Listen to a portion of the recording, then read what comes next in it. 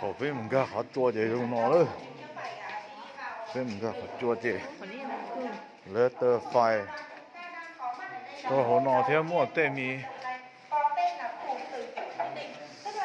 Ô trời. Cậu rê cậu chua rung nó lấy on tu ấy. Nó trên sân này, nên theo vấn đề nó chỉ phí thế nó một cái mũi giặt thì nó không mình lấy chút tiền cầm một xí, nhà này nó mình đi lâu, em phải bảo chỉ gì bên này nhỉ? Muốn đi nhá hậu rồi với à?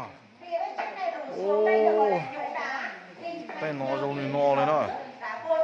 Đây nó chua hậu lại, nó một đê rồi lại.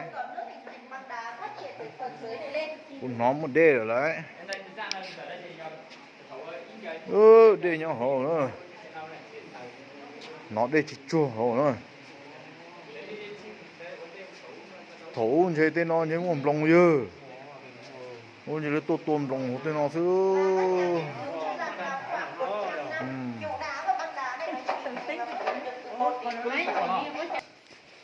Chế một đùa đó, một đùa liệu khó. Sẽ đợi cho chủ.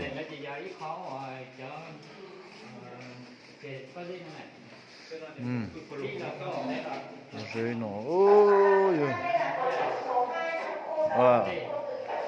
Nơi đây cho là cho nên để dùng nữa. Nơi để tao cho là một xí lò cho nên để dùng. Nơi cho số lò cho nên pin cho nên chỉ đi. Nơi cho lò cho nên chỉ lo rồi nữa. Cho nên chỉ chơi lo nữa. Vì việc đen cho lò đen cho lò.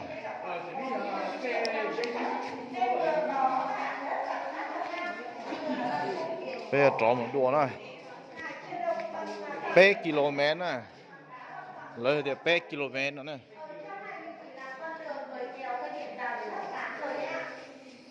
thì tên nó tu na thì đi giống mua nhau nó tu na thì tên nó đi nữa tu na đen từ lò tên nó nè ô dùng gỗ cười tê chua số nó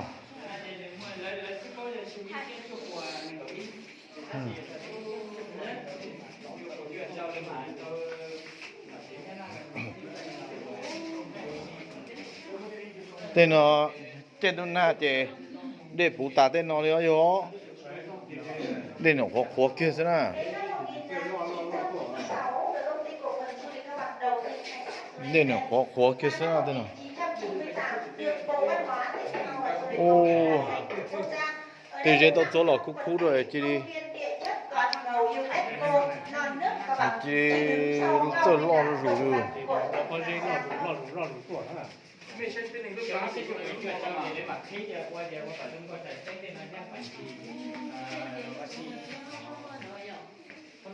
Hồi coi chủ nữa cái đang chia là dùng đá, phần bên bên dưới đây được gọi là băng đá. Sao con nên để thằng cha đấy nó đó. Nó gom nhau nó phải có một cái đường lạnh như vậy.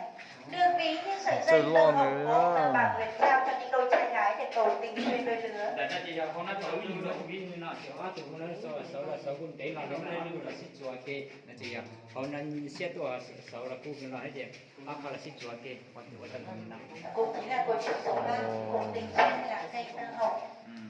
Để thì ấy giờ này sinh là xích chùa xích luôn kê nhờ ý giả mà hà sẽ chăn chấp lời rồi sẽ giá chấp lời nữa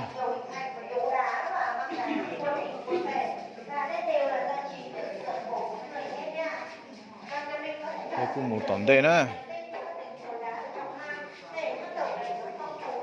8 kg điện nó mà một tia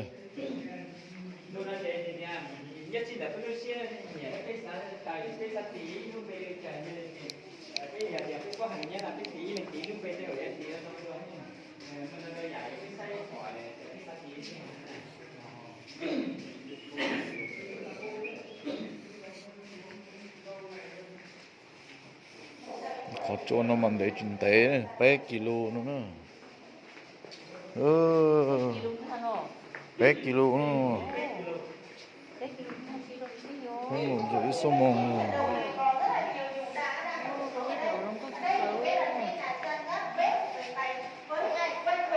đen trọ hổ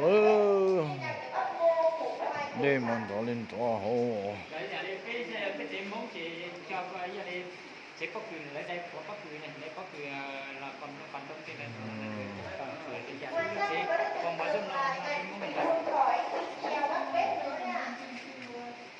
làm cái của đây của sở nó sẽ không nó nếu mà chỉ là con chua này con chua con chua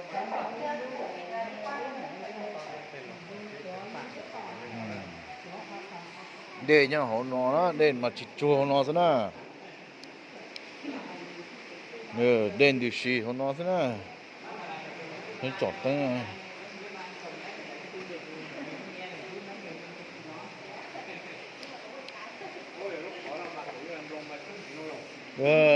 tôm lòng mặt trống ơi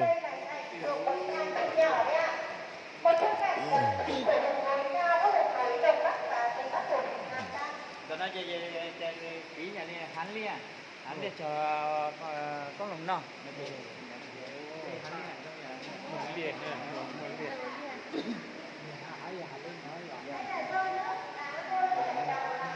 sợ sao thế cái nó bây giờ nó chỉ có những nhà mình chữ buồn đây lấy chữ nó chỉ rồi đi tại là đi chữ buồn rồi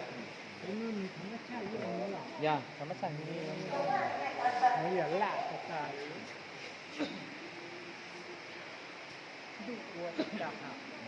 ô nó lỏ